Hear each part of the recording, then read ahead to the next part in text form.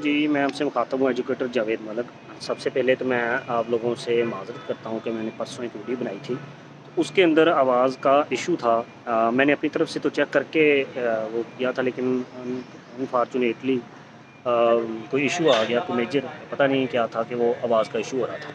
ख़ैर मैं उस दिन बता रहा था कि मैंने सोशल मीडिया पे और कुछ व्हाट्सएप पे दोस्तों ने पूछा कि पीएमएस मिनिस्ट्रियल का जो रिज़ल्ट नहीं आ रहा उसके अंदर कोई लीगल बाइंडिंग्स है।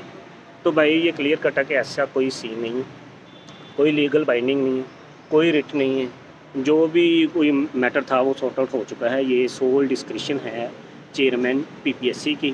तो जब भी उनको कोई मुनासिब उनके पास स्केड्यूल होगा तो वो रिज़ल्ट को अनाउंस कर देंगे। कल चीफ ऑफिसर जो लोकल गवर्नमेंट है, म्यूनसिपल ऑफिसर, उनका रिज़ल्ट आया है और मैंने अपकमिंग के अंदर भी देखा है कोई सीट शो नहीं हो रही। इसका मतलब ये है कि अब पीपीएससी जो है वो पेपर को कंडक्ट करने के मूड में है।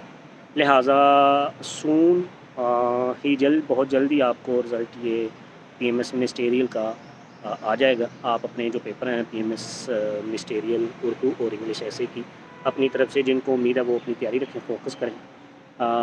जो सोशल मीडिया की फ़ेक न्यूज़ हैं उसके ऊपर कान ना धरें, अपनी तरफ से आप मेहनत करें और बिल्कुल इस बात पे तसल्ली रखें कि कोई लीगल बाइंडिंग है। इससे पहले चेयरमैन पीपीएससी जो थे वो उम्रे पे चले गए थे, इसलिए लेट था। वैसे कोई मज़ायका नहीं है कि उनको रिज़ल्ट अनाउंस कर देना चाहिए, 3-4 मंथ हो गई।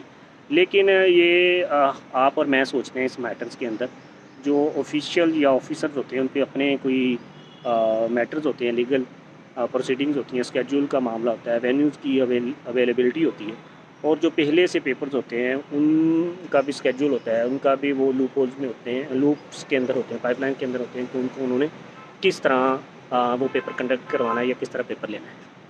लिहाजा मैं आपको एमी झूठ कहूँ कि जी आज रिज़ल्ट आ रहा है, कल रिज़ल्ट हो सकता है, कल आ जाए, हो सकता है 8 दिन के बाद जाए, हो सकता है मज़ीद 1 महीना लेट होता है। लेकिन एक बार ये तसल्ली रखिए कि इसके अंदर कोई लीगल बाइंडिंग नहीं है, ये कोई एसएच इश्यू नहीं है, ये एक नॉर्मल रूटीन है, समटाइम ऐसे हो जाता है।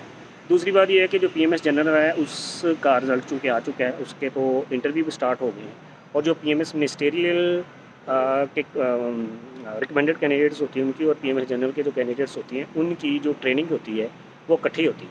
लिहाजा आप पूरा उम्मीद रहें कि पीएमएस जनरल के साथ ही आपकी ट्रेनिंग भी होगी और उसी के साथ कंपैटिबिलिटी करते हुए आपका रिज़ल्ट जल्द से जल्द अनाउंस करके हो सकता है आपका रिज़ल्ट जैसे ही जनरल नॉलेज का अनाउंस हो विदिन 15 डेज़ या पर मंथ के अंदर आपका जो ऐसे और इंग्लिश ऐसे और उर्दू ऐसे के पेपर ले लिए जाए।